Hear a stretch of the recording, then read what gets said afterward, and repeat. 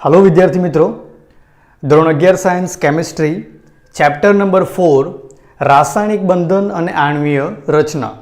हवे आ चैप्टर में पाछळना लेक्चर में आपणे वेलेन्स बॉन्ड थियरी विषे भण्या।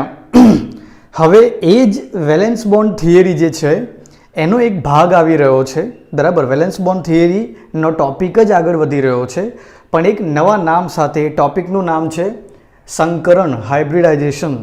समझવું ખૂબ ઇમ્પોર્ટન્ટ છે અને જો ધ્યાન દેવામાં આવે તો આને સમજવું સિમ્પલ પણ છે। જો સાંભળજો શું છે તો કે CH4 NH3 H2O આવા બહુપરમાણવીય જેમાં એક કરતાં વધારે પરમાણુઓ જેમાં શું થાય વધારે પરમાણુઓ જોડાયેલા હોય તેવા બહુપરમાણવીય અણુઓના આકારોને સમજાવવા માટે પાઉલિંગ નામના સાયન્ટિસ્ટે આ હાઇબ્રિડાઇઝેશનનો ખ્યાલ આપણને આપ્યો હતો।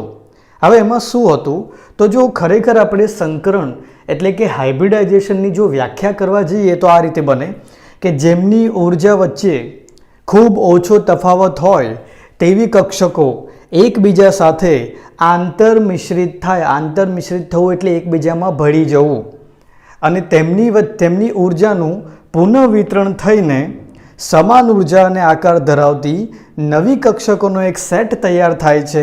આ ઘટનાને સંકરણ કહેવામાં આવે છે। હવે આટલું વારે વારે વાંચે ને તો પણ સ્ટુડન્ટ એવું કહે કે સર આ શું છે, આ કંઈ ખબર નથી પડતી, આની અંદર કેવા કેવા શબ્દો લખ્યા છે। તો જો આપણે એક એક્ઝામ્પલથી સમજી લઈએ તો વ્યાખ્યા તરત સમજમાં આવી જશે।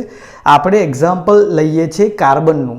હવે તમે બધા જ જાણો છો કે કાર્બન જે છે એનો એટમિક નંબર જે છે કેટલો છે? 6 છે। હવે જો 6 એટમિક નંબર હોય એટલે પરમાણુ ક્રમાંક જો એનો 6 હોય તો એમાં ઇલેક્ટ્રોનની સંખ્યા કેટલી? 6 હોય। હવે આપણે એની ઇલેક્ટ્રોનીય રચના લખીએ એટલે ઇલેક્ટ્રોનિક કોન્ફિગરેશન લખીએ તો કેવી રીતે લખાશે વિચારો? શું થશે? 1s2 2s2 અને 2p2 જો 2 2 અને 2 6 ઇલેક્ટ્રોન થઈ ગયા। વધારે સારી રીતે બતાવીએ તો આ રીતે આપણે 1s કક્ષક બતાવવાની, 2 ઇલેક્ટ્રોન બતાવવાના, 2s કક્ષક બતાવવાની, 2 ઇલેક્ટ્રોન બતાવવાના, એના પછી 2px 2py અને 2pz એટલે 2pની 3 કક્ષકો બતાવું છું, 2px 2py અને 2pz। હવે ધ્યાનથી જો એક ઇલેક્ટ્રોન 2px માં, એક ઇલેક્ટ્રોન 2py માં અને z ખાલી રહેશે। આ જે મેં ડ્રો કર્યું એને કાર્બનની ધરા સ્થિતિ એટલે કાર્બનનો પરમાણુ જ્યારે પોતાના નોર્મલ અવસ્થામાં હોય છે ત્યારે આ પ્રકારની ઇલેક્ટ્રોનની રચના એટલે ઇલેક્ટ્રોનિક કન્ફિગરેશન ધરાવતો હોય છે। હવે જો શું થાય જ્યારે એ બીજા કોઈ પરમાણુ સાથે રાસાયણિક પ્રક્રિયા કરે કાં તો બંધ બનાવે અને અણુમાં રૂપાંતરિત થતો હોય, દાખલા તરીકે જો કાર્બન જે છે હાઇડ્રોજનના 4 બીજા પરમાણુઓ સાથે મળીને મિથેન બનાવવાની રાસાયણિક ક્રિયા કરતો હોય ત્યારે શું થાય તો કે રાસાયણિક પ્રક્રિયાઓમાં આપણે શું કરતા હોઈએ છીએ? જનરલી ઉર્જા આપતા હોઈએ છીએ।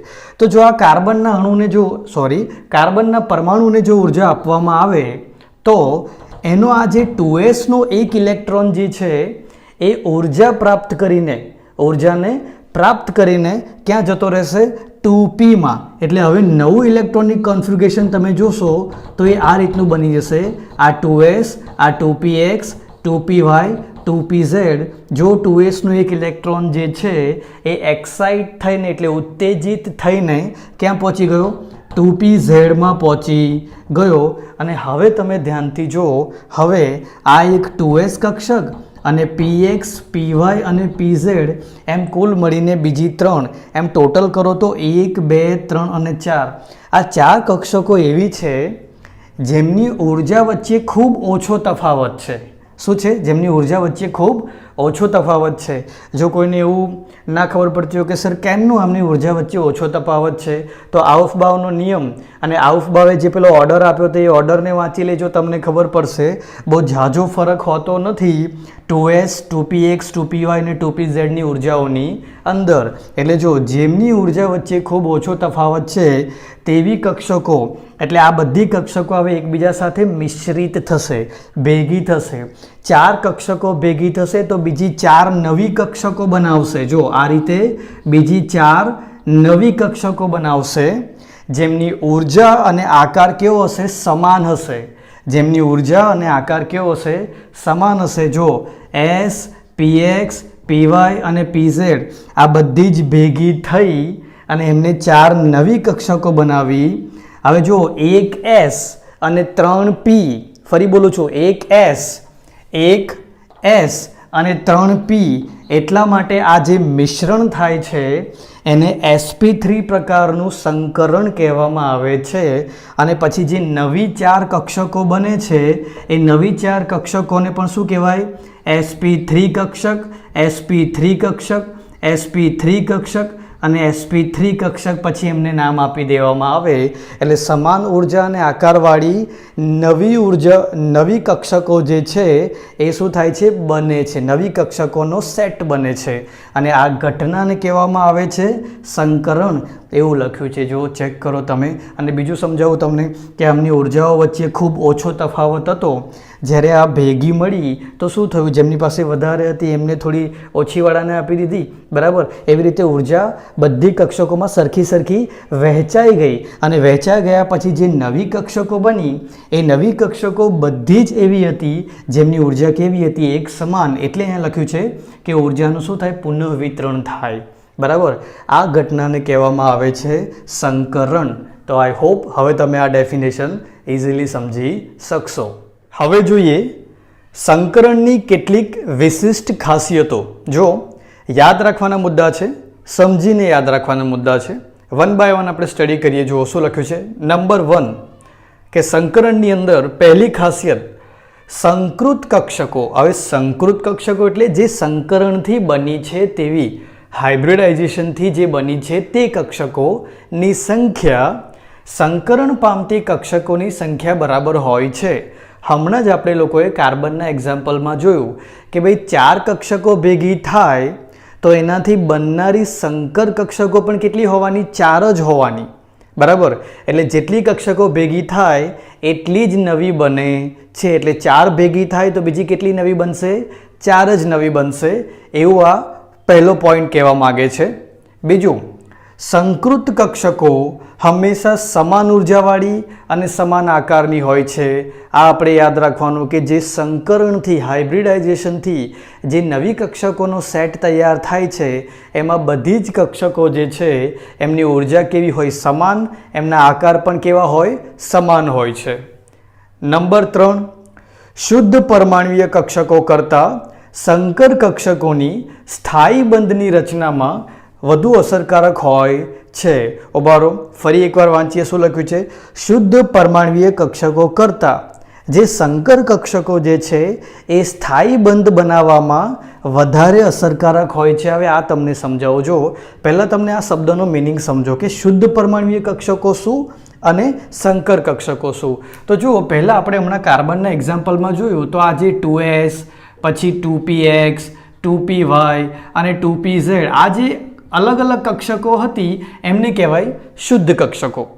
અને પછી જ્યારે આ કક્ષકો ભેગી થઈ, 4 ભેગી થવાથી બીજી 4 કક્ષકો બની જેને આપણે લોકો sp3 કહ્યું. હમણાં કાર્બનના એક્ઝામ્પલમાં આપણે શું કહ્યું? એને sp3.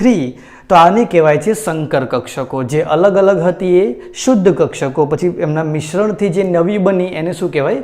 સંકર કક્ષકો. હવે તમે ધ્યાનથી જુઓ કે જ્યારે શુદ્ધ સ્વરૂપમાં હોય છે આ કક્ષકો, જ્યારે શુદ્ધ હોય છે, અલગ અલગ હોય છે, ત્યારે જુઓ ભલે ઉર્જા વચ્ચે ઓછો તફાવત છે પણ તફાવત તો છે ને, બરાબર? આ પીની જે ઉર્જા જે છે એસની ઉર્જા કરતાં થોડી તો વધારે છે કે નહીં? હવે ઉર્જાઓ ડિફરન્ટ હોય અને પછી એ બંધ બનાવે, અલગ અલગ ઉર્જાઓ ધરાવતી હોય અને એ બંધ બનાવે તો એ બંધ એટલો સ્થાયી ના હોય. પણ જ્યારે સંકર કક્ષકોને તમે જોશો ને તો ખબર પડશે કે સમાન ઉર્જાવાળી, સમાન આકારવાળી કક્ષકો હોય છે. હવે જો આ બંધ બનાવે ને તો એનો બંધ આ ઉપરવાળી કરતાં વધારે સ્થાયી હોય. એટલા માટે અહીંયા એવું લખ્યું છે કે શુદ્ધ પરમાણ્વીય કક્ષકો કરતાં સંકર કક્ષકો જે છે એ સ્થાયી બંધની રચના કરવામાં વધારે અસરકારક હોય છે. હવે આપણે ચોથો પોઈન્ટ જોઈએ. એ કામનો પોઈન્ટ છે. જો આ જ મેઇન પોઈન્ટ છે, સાંભળજો ધ્યાનથી. સંકૃત કક્ષકો અવકાશમાં એવી રીતે અમુક પસંદ કરેલી દિશામાં દિશાત્મક હોય છે જેથી ઇલેક્ટ્રોન યુગ્મ વચ્ચે અપાકર્ષણ ઓછું રહે અને ગોઠવણ સ્થાયી રહે.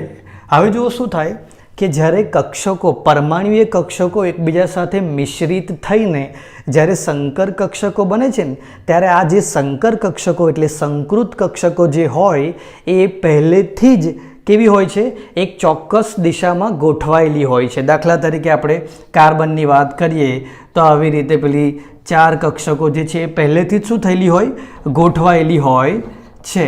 અલગ અલગ દિશાની અંદર, ચોક્કસ દિશાની અંદર ગોઠવાયેલી હોય. આ સેન્ટરમાં આપણે કાર્બન લઈ લઈએ.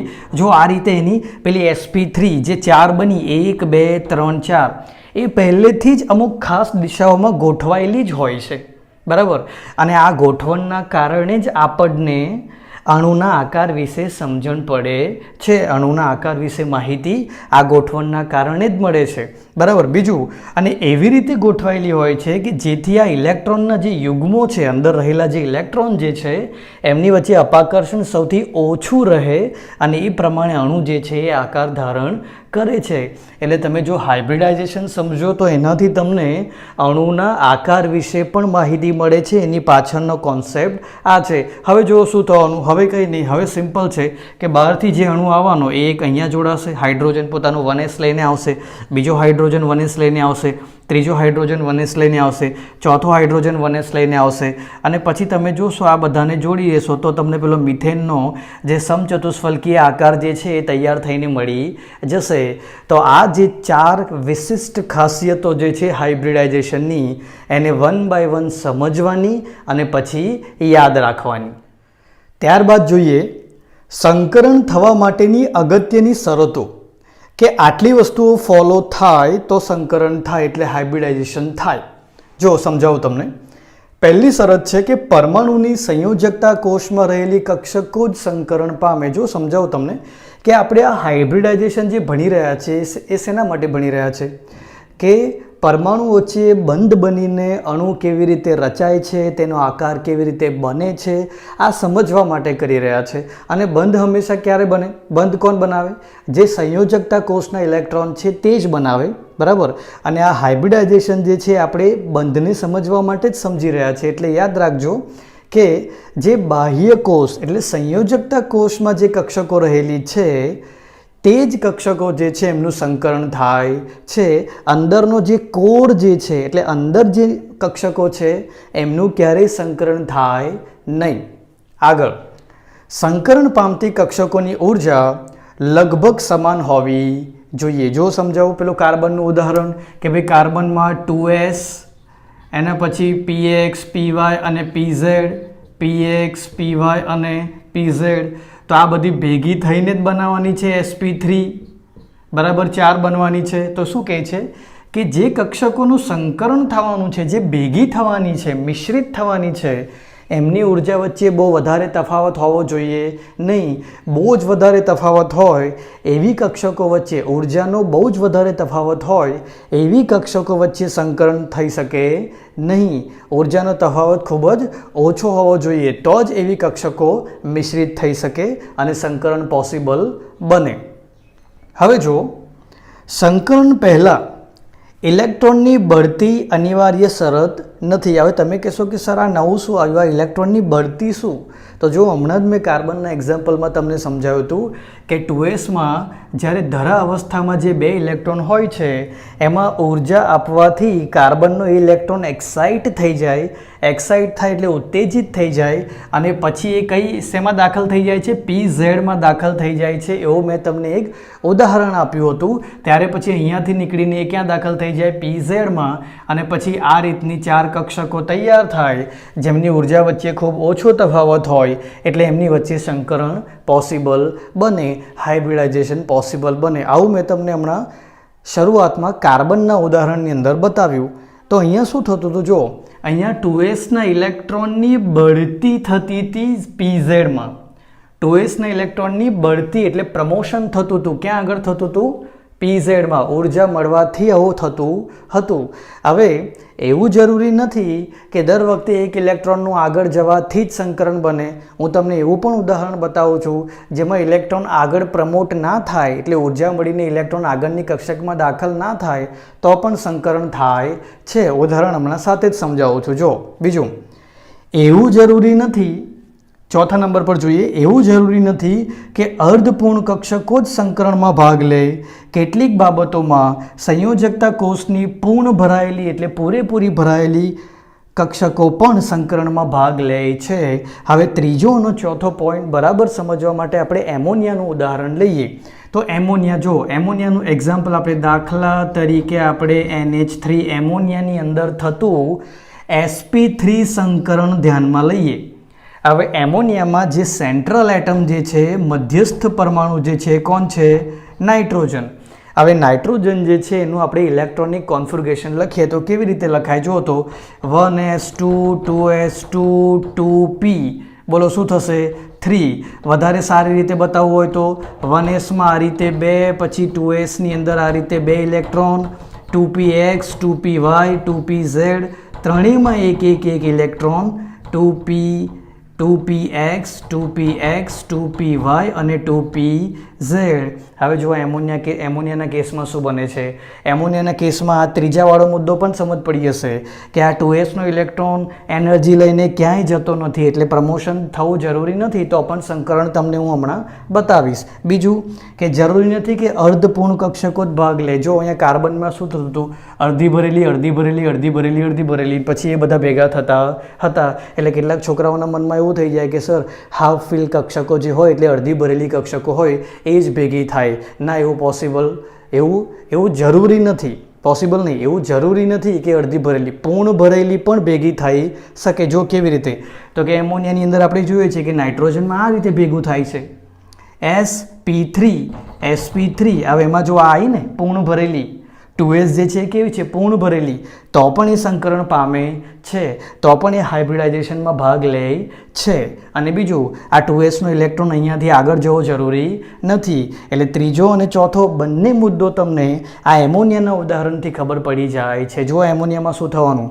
આ 4 કક્ષકો એકબીજા સાથે સંમિશ્રિત થઈને sp3, એક s અને 3p, sp3 હાઇબ્રિડાઇઝેશન કરશે અને એનાથી બીજી 4 કક્ષકોનો સેટ બનશે જેની ઉર્જા અને આકાર સમાન હશે.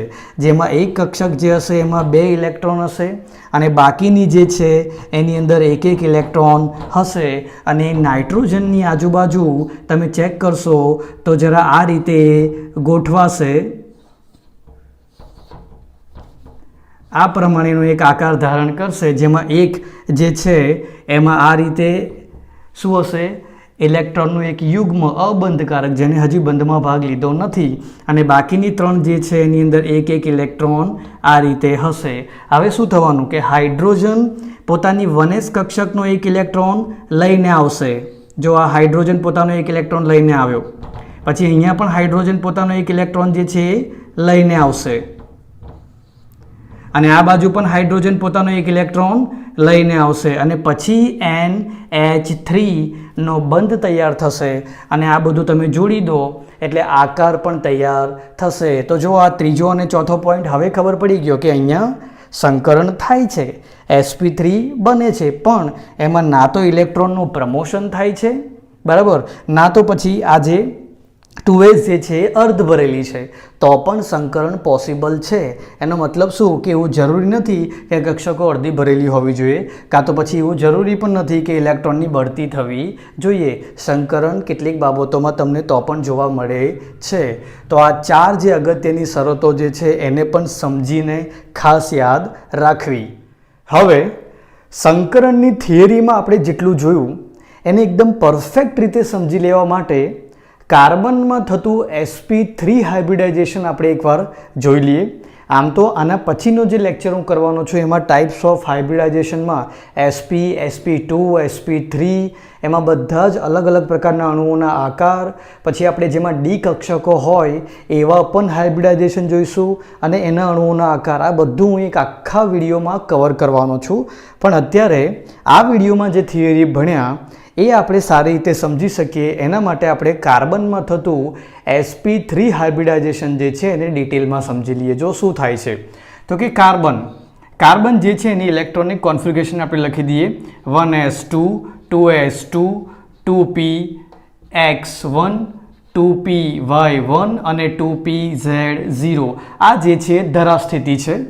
હવે માનો કે કાર્બન જે છે એમાં ઉર્જા આપીએ છીએ એનાથી એક્સાઇટ થાય છે. ઉત્તેજિત અવસ્થામાં કાર્બનનું જે ઇલેક્ટ્રોનિક કોન્ફિગરેશન હોય છે તે આ પ્રમાણેનું હોય છે: 1s2, 2s1, 2px1, 2py1 અને 2pz1. એક ઇલેક્ટ્રોન જે છે ઉત્તેજિત થઈને ક્યાં પહોંચી ગયો?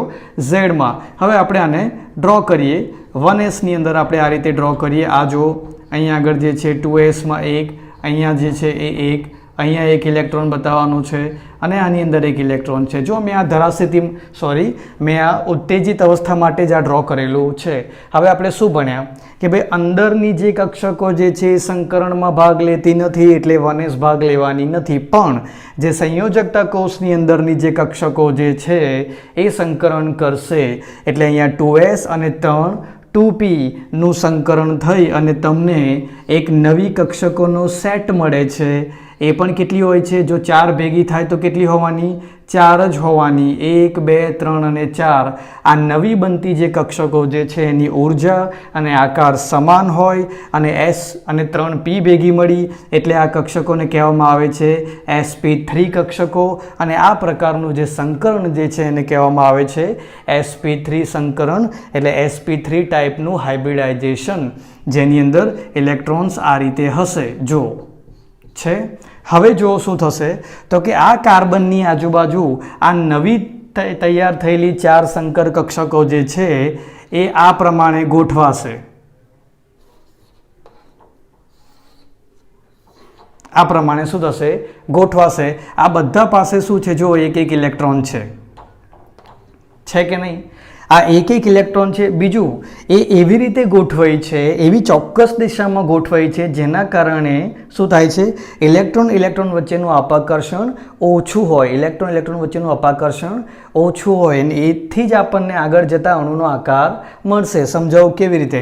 હવે આ સમાન આકાર અને ઉર્જાવાળી આ જે 4 કક્ષકો જે છે એની સાથે જોડાવા માટે હાઇડ્રોજન જે છે એ પોતાનો 1sનું એની 1s કક્ષક આ એક હાઇડ્રોજન પરમાણુ, બીજો, ત્રીજો અને ચોથો આ 1sના બીજા 4 ઇલેક્ટ્રોન લઈને આવે છે. એટલે sp3 કક્ષક એની જોડે 1s, બીજી sp3 એની જોડે 1s, ત્રીજી sp3 એની જોડે 1s, ચોથી સાથે શું થાય છે? 1s. એટલે તમે ધ્યાનથી જુઓ ને તો જો આ રહી sp3 કક્ષક. હવે હાઇડ્રોજન પોતાની s કક્ષક લઈને આવ્યો, આ રહ્યો એ ઇલેક્ટ્રોન. તો અહીંયા જો sp3 અને આ s, એટલે sp3 અને s ની વચ્ચે કયો બંધ બન્યો? સિગ્મા બંધ બન્યો. આ હાઇડ્રોજન આવ્યો. એવી રીતે અહીંયા પણ હાઇડ્રોજન પોતાનો એક ઇલેક્ટ્રોન લઈને આવશે. આ કઈ હતી? sp3 અને હાઇડ્રોજન કોને લઈને આવ્યો? s. તો બંધ કેવો બન્યો? sp3 અને s વચ્ચે કયો બંધ તૈયાર થયો? સિગ્મા બંધ તૈયાર થયો. આ હાઇડ્રોજન. એવી રીતે અહીંયા હાઇડ્રોજન અને અહીંયા હાઇડ્રોજન અને એ પ્રમાણે CH4નો અણુ જે છે એ આ રીતે રચાય છે. બરાબર. અને જો આની અંદર તમે જ્યારે આ બધું જોડી દેશો ત્યારે તમને એક ભૌમિતિક આકાર પણ બનીને આવશે, જેથી આપણને ખબર પડે છે કે આ આકાર જે છે એ સમચતુષ્ફલકીય આકાર છે. અને આ રીતે તમે આ હાઇબ્રિડાઇઝેશનના ટોપિકને સમજી શકો છો.